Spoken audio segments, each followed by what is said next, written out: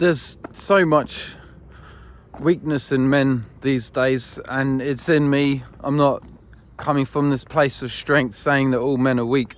We carry our childhood wounds, and we show the world that we're either afraid, we express to the world that we're afraid and we want to escape danger, or we express to the world that we're afraid and we're going to bulldoze into danger.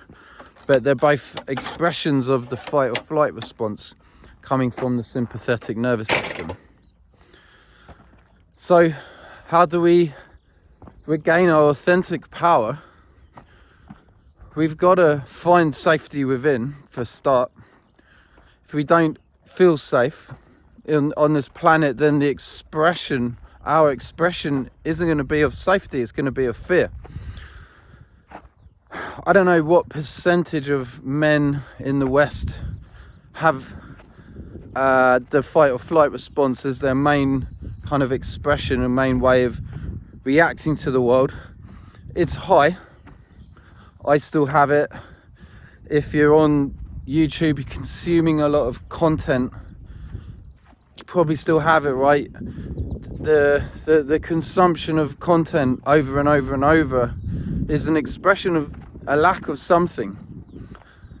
Now, when you're consuming content in order to learn, and then you take those learnings out into the world and you apply them and then you grow, that's a much healthier way of consuming content.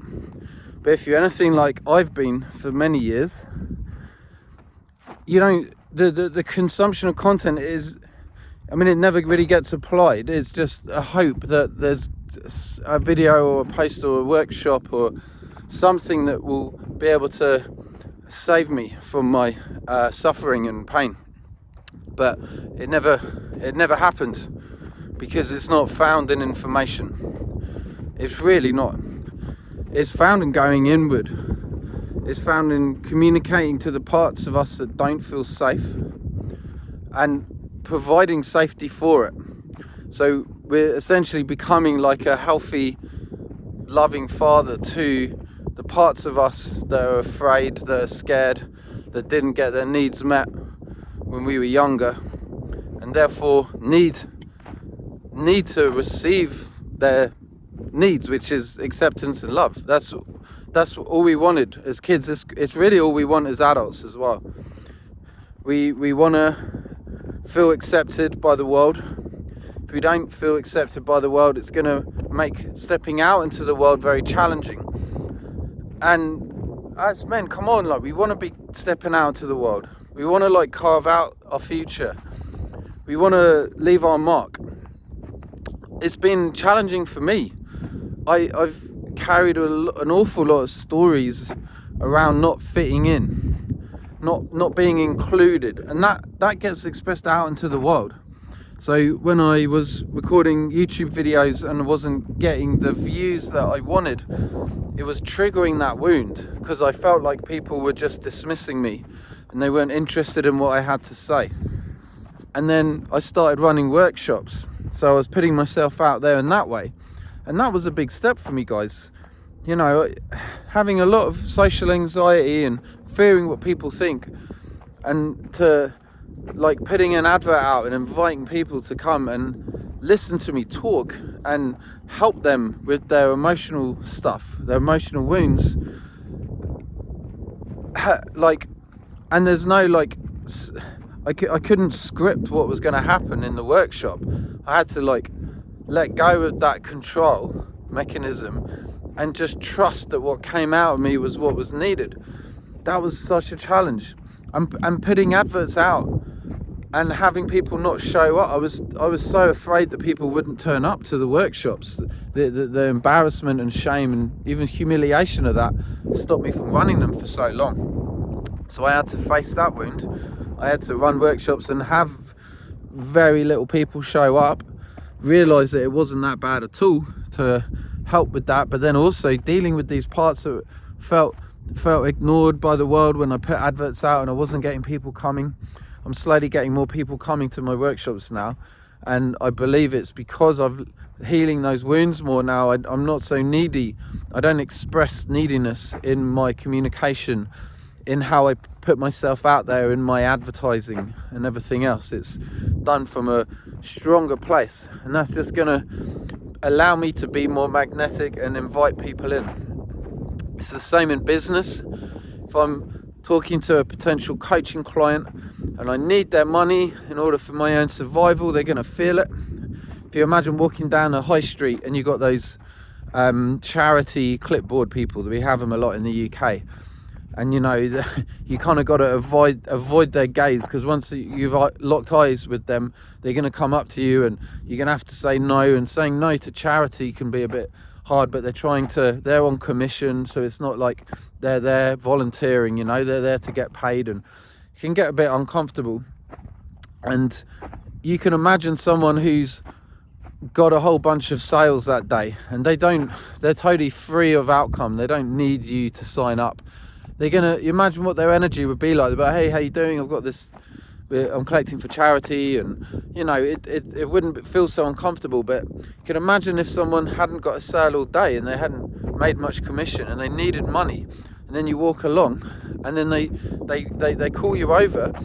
That energy of neediness, you're going to feel that. You're much less likely to give them stuff. You're going to want to get away from them because they need you for something. We can't help this. We can heal it, but we have to accept it. I had to accept that I was feeling abandoned and rejected by people in my community in Brighton for not responding to my ads to come to my workshops. That's a hard one to admit. You know, like, as men, we like to keep these things hidden, and especially to admit, like I am now on YouTube, where anyone could be watching this. I wouldn't have been able to admit this, the things I'm saying now. I wouldn't have admitted it like 3 or 4 months ago when I was going through it. It was too raw, too painful. Well, I don't know if it was too painful. It was painful though. It was. I was feeling a lot of shame, I guess, around it, and I wouldn't have wanted to admit to it then. But as I face these things, we sit in the self. The self is the part of us that is just accepting everything. So as you sit or stand, whatever you're doing, as you listen to this video, you'll notice that you have thoughts popping off as you go through life. There's a whole bunch of thoughts. Some of them are positive, some of them are negative. For most people, they're mostly negative. They put us down. They tell us we can't do the things that we can actually do. I mean, you know the story.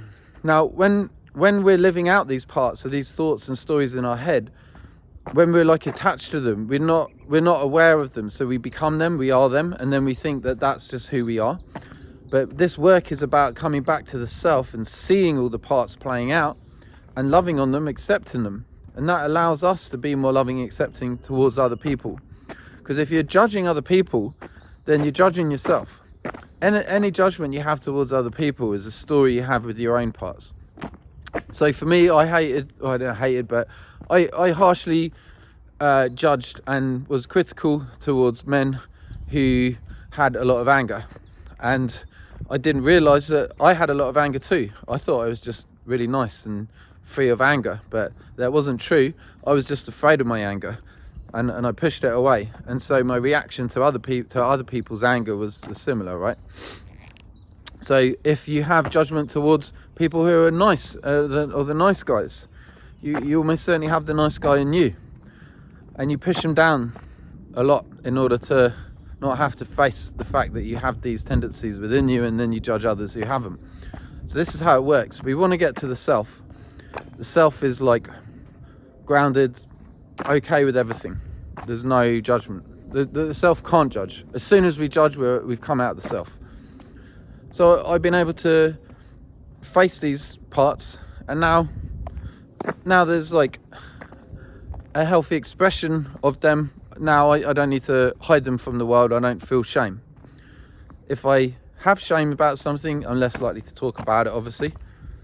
But it's good to face our wounds. It's good to face our shame. But we want to do it from a place of just allowing ourselves to feel it. and then that energy kind of runs its course. It dissipates essentially. But this is the path of just stepping out into the world before you feel ready. Because I could have waited a couple more years before running workshops. I mean, I did wait for a couple of years. Then there came a point where I was like, okay, I can't keep avoiding this. I need to just step out into the world and deal with the shit. Deal with these wounds that I'm hiding by not stepping out into the world. And that, if you're spending a lot of your time on social media, on your phones, you're avoiding wounds that are going to come up when you step out into the world more. So you can change your intention in life. And at the moment, your intention might be to avoid your pain. How about facing your pain? Going head on, allowing your wounds to come up, not allowing them to hold you back anymore. How many more years you got left on this planet? How many more years do you want to hide from yourself? It's all you anyway. That's all we're running from, is just internal sensations. We were born with the ability to feel every sensation under the sun. All emotions were just expressed out of us. Now we're afraid, but we're only afraid because of the stories in our head. We can head out to the world despite those stories, step into our fears, and when the fears and discomfort come up, we can face them. We can deal with them, we can let ourselves feel them, we can communicate to the scared parts that we're an adult now, that we've got it, that we're safe, we're able to look after and protect ourselves because we're men. And in that, your relationships get better, in that, your whole life gets better, you'll earn more money, you'll do better at business. That's how to live, I believe. Follow for more. Cheers, guys.